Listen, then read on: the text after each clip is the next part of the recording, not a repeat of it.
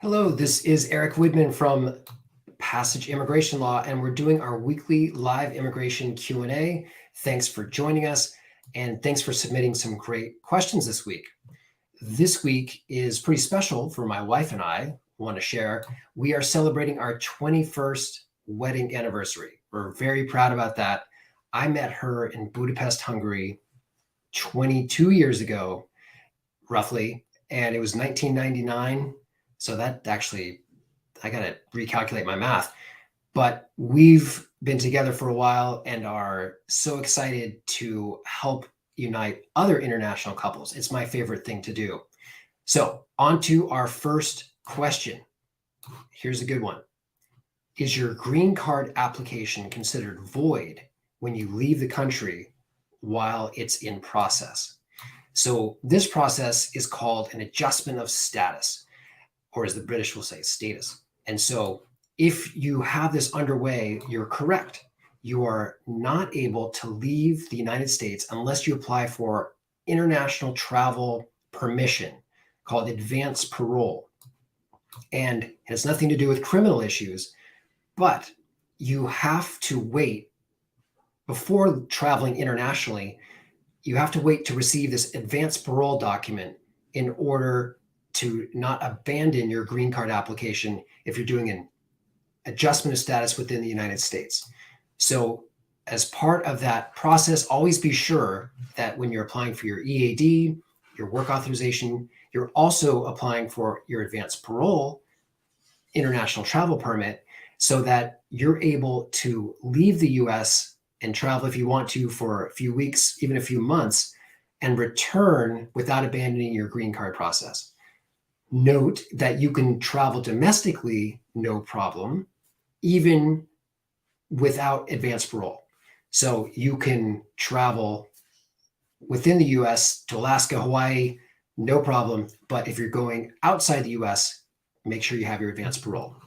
Okay, next question. How long do I have to wait for a green card after being sponsored by my son, who is a citizen here? I've received my Social Security, work authorization, and parole.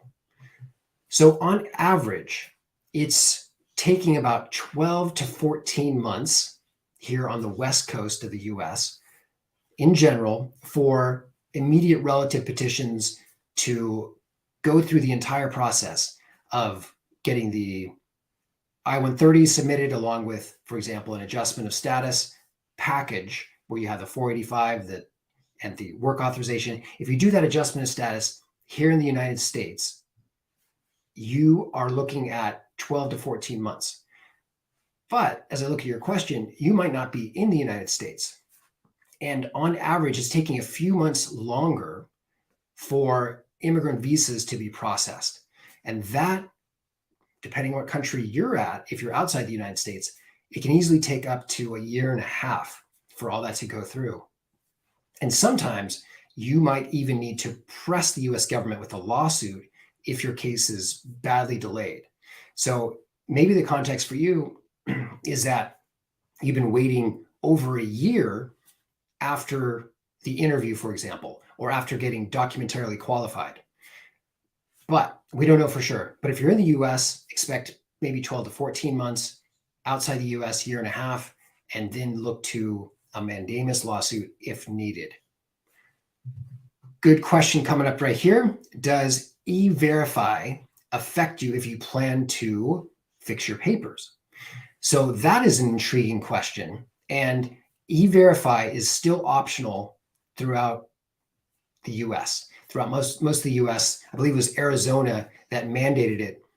But if you are, as you're saying, planning to legalize, if you're currently undocumented and you want to, quote, fix your papers with a green card and valid status, you definitely want to make sure you're not submitting any false information to the US government. So that would be a key thing to watch out for with E-Verify, is that you're not providing fraudulent documents there, because you would get in big trouble for that. It's complex, and the political landscape for this is the US government really doesn't want this to work that effectively. E-Verify is, politicians want it both ways. They want to look tough on immigration, but they actually don't want to enforce immigration laws. In the same way, the business community is divided about this because we need immigrant labor. Our economy would collapse if we didn't have this readily available source of oftentimes underpaid workers. So there's all kinds of immigrants, of course, PhDs down to those who dropped out of elementary school. We have a huge shortage in general for all types of workers.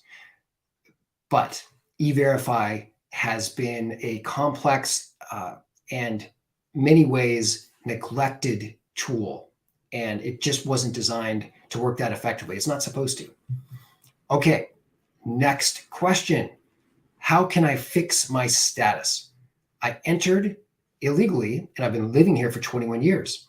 I have a child who's born here and I married a US citizen.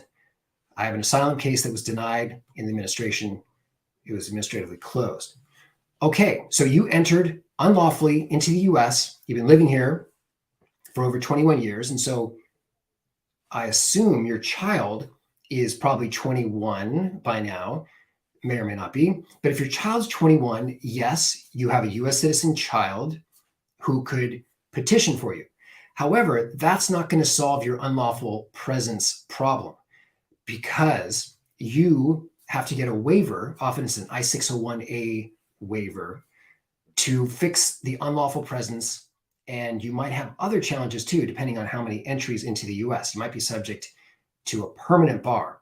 But if you had that one entry, for example, and you're now married to a US citizen, what is possible is that your spouse could petition for you and or alternatively, your child could petition for you, but a qualifying relative is the one where you have to show extreme hardship to if you are forced to leave the US. The challenge is to show that it's very harsh. If you were to be deported, what is the extreme hardship your US citizen relative would experience? Your spouse. Your child cannot be this qualifying relative, however, but you have a US citizen spouse. So that person could be both the petitioner and the qualifying relative. So that's good. Then, yeah, it's an I-601A waiver. And you might need another waiver too, depending if there's any criminal activity that you have been involved with. Great questions, everybody. I'm going to end it right here and look forward to seeing you next week. Take care.